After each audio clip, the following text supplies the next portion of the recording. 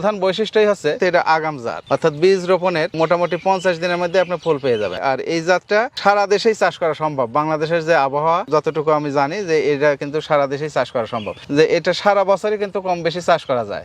এবং কেরালা জাতের আরেকটা বৈশিষ্ট্য, এর ফুলটা ঝরে কম, সিমের আকার আকৃতি অন্যান্য সিমের তুলনায় কিন্তু অনেক বড় হয়, বাজার মূল্যটা বেশি, কালারটা খুব সুন্দর। এটা 6 থেকে 7 ইঞ্চি একটা সিমের প্রায় দৈর্ঘ্য এরকম হয়ে যায়। আর একটা জিনিস আছে যে কেরালা সিমের বাজার কিন্তু অন্যান্য যে জাতগুলো চাষ হয় অটো সিম সেগুলোর তুলনায় এর বাজার মূল্যটা বেশি থাকে, সবসময় বেশি থাকে। আর একটা বড় বৈশিষ্ট্য, একবারে গাছের শিকড় থেকে শুরু করে উপর পর্যন্ত ম্যান হাইটে যে জাংলাটা করা হয়েছে এই গোটা জাংলাটাই সিমে ভরপুর। এরকম সিম অন্য কোনো জাতে কিন্তু আমি পাইনি। আমি বিভিন্ন মাঠ পরিদর্শন করি। আর এই সিমের আরেকটা জিনিস যে রোগ বালাইটা খুবই কম, বাজার মূল্যটা বেশি।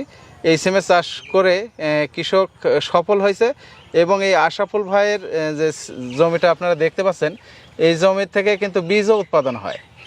এই বীজ সারা দেশে সে সাপ্লাই দেয় এবং তার বীজের কিন্তু একটা দারুণ কদর বাজারে সৃষ্টি হয়ে গেছে। যারা এই সিম চাষে আগ্রহী হবেন তারা কিন্তু বীজও এখান থেকে কালেকশন করতে পারবেন। যেখানে অন্যান্য জাতের সিম চাষ হয় সেখানে অবশ্যই কেরালা জাতের সিমটাও সফলভাবে চাষ হবে। এবং একবার যে কেরালা জাতের সিম চাষ করবে পরবর্তীতে কিন্তু সে অন্যান্য জাতগুলোর প্রতি অ্যাভয়েড করবে এবং এই কেরালা সিমের প্রতি আগ্রহী হবে। যে সিমের পাতা যদি অতিরিক্ত ঘন থাকে তাহলে কিন্তু সিমের ফল কম হবে, খাবারগুলো পাতাতেই খেয়ে যাবে।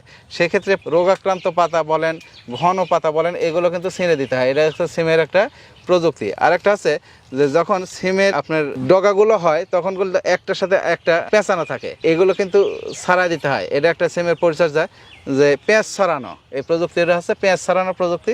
পেঁচ ছড়া দিতে হবে, তাহলে গাছটা লম্বা হবে এবং প্রত্যেকটা গিটে গিটে ফুল আসবে এবং সেখান থেকে ফল হবে। আপনাকে অসংখ্য ধন্যবাদ আমাদের মূল্যবান সময় দেওয়ার জন্য।